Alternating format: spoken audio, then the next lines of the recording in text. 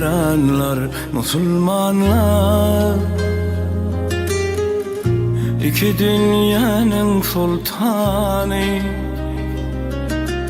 Ravzedelle yarattı. Resul cesedin canı, yerde Musa'nın turunun, gökte dikiştin hürünün, yarattı Resul nurundan, ay güneyin asmanı. Arzu eylep gülün sarın, gezdim dağın, ayır bağın, farağını sanıp, yarım keşfetti gönlüm dünyanı. Aklım hayran bulup şaştım, ahır bir yere satıştım. 66 dağdan aştım, geçtim 12 deryanı.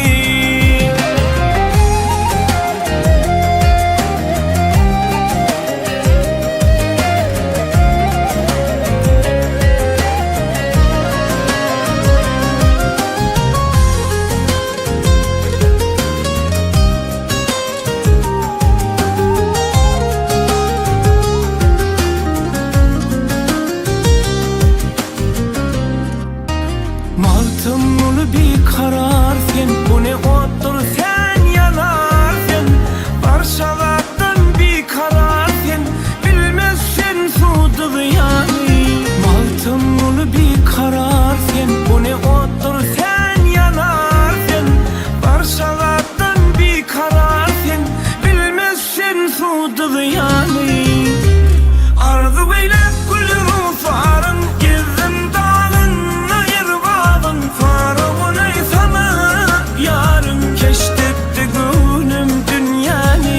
Aklım hayran bulup şaştım, ahır bir yere satıştım. 66 dağdan aştım, geçtim 12 deryanı.